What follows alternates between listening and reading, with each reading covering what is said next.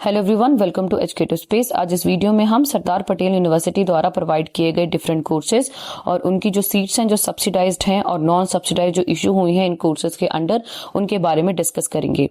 और ये भी डिस्कस करेंगे कि आपको कौन से कोर्स के लिए आपको एंट्रेंस एग्जाम देना है और कईयों में जो डायरेक्ट एडमिशन मिलती है, यानी सिर्फ और सिर्फ ग्रेजुएशन के मार्क्स के बेसिस पे या +2 के मार्क्स के बेसिस पे जो आपको एडमिशन मिलेगी, उनके बारे में डिस्कस करेंगे। तो सबसे पहला जो हमारा कोर्स आ रहा है वो है एमएससी बॉटनी का।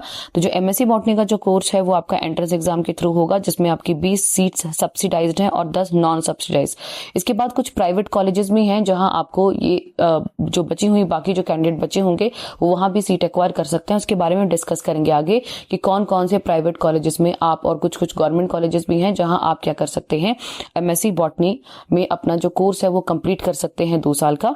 नेक्स्ट हम बात करेंगे आपका एमएससी केमिस्ट्री। ये भी एंट्रेंस एग्जाम के थ्रू होगा, जिसमें 20 सीट सब्सिडाइज्ड हैं और 10 नॉन सब्सिडाइज हैं। फिर है एमसीए कोर्स में भी आपको एडमिशन एंट्रेंस एग्जाम के थ्रू ही मिलेगी। इसमें 30 सीट सब्सिडाइज्ड हैं और 15 non subsidised. Non subsidise seat वो होती हैं जिसमें आपको एक्स्ट्रा पेमेंट करनी पड़ती है फीस के भी अलावा, ये पेड सीट कहलाई जाती हैं।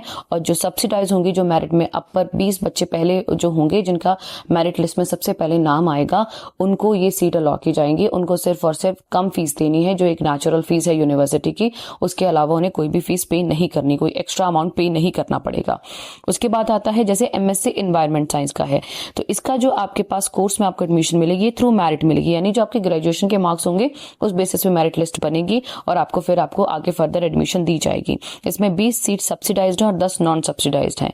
अगला है हमारे पास एमए हिस्ट्री। इसमें एंट्रेंस एग्जाम के थ्रू ही आपको एडमिशन मिलेगी। 30 सीट आपके सब्सिडाइज्ड रहेंगी और 15 नॉन सब्सिडाइज्ड हैं। उसके बाद है एमएससी इंडस्ट्रियल केमिस्ट्री।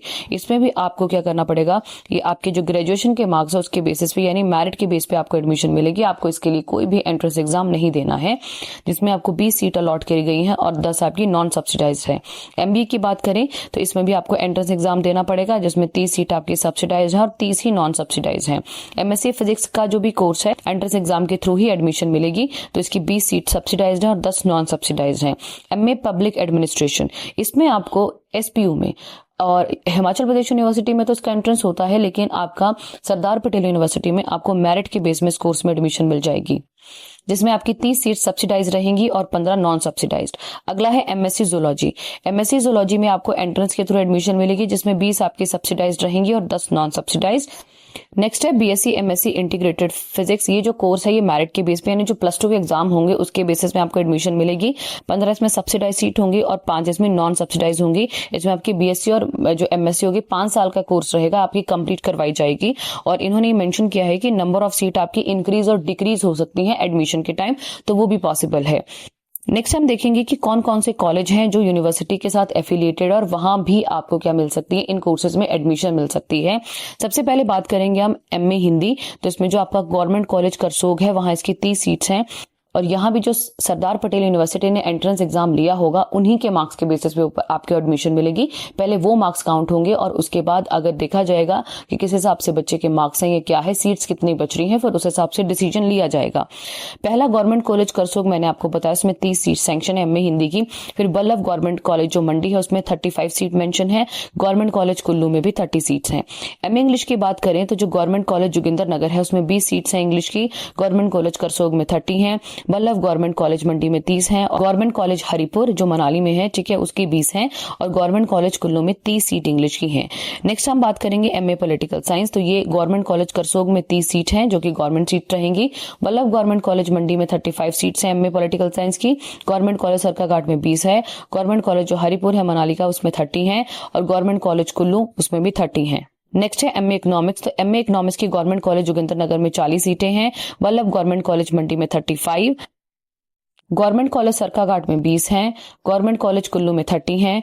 और एमकॉम की बात करें तो बल्लभ गवर्नमेंट कॉलेज मंडी में 35 सीट हैं। गवर्नमेंट कॉलेज हरिपुर मनाली में 30 सीट्स हैं। और अगला आपका कोर्स आता है एमएससी केमिस्ट्री। तो जो गवर्नमेंट कॉलेज सरकाघाट है उसमें 30 सीट्स हैं आपको एमएससी के लिए।